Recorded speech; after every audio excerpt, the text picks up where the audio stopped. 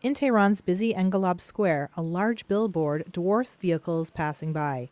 It depicts a U.S. plane and a ship stuck in a net in the Strait of Hormuz and reads, "The entire Persian Gulf is our hunting ground."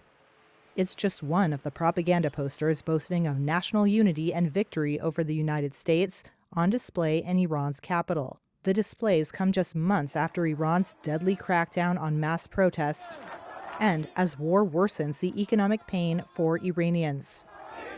But unlike the revolutionary religious messages of the past, today's propaganda emphasizes nationalist themes aimed beyond a hardline support base.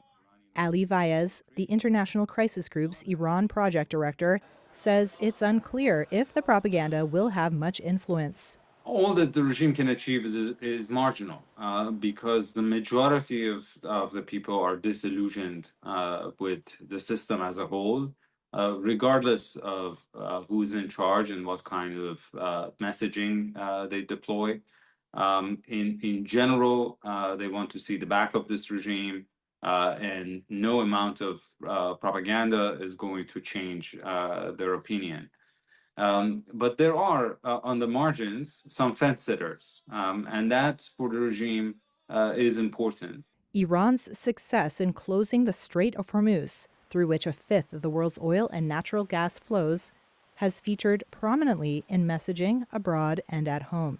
This large billboard shows a cloth stapled across Trump's face in the distinctive shape of the strait.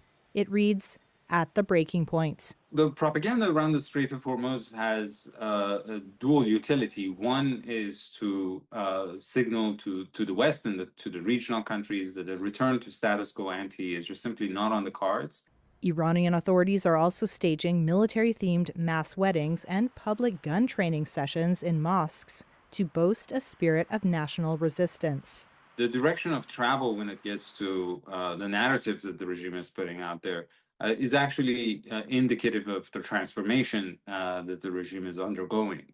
It is moving from a theocratic system into a military one. It is increasingly seeing people in charge who are of a younger generation, of a generation that has basically been disillusioned with some of the ideology of the early years. But the economy in Iran, already faltering before the war, risks further breakdown and could lead to further internal unrest.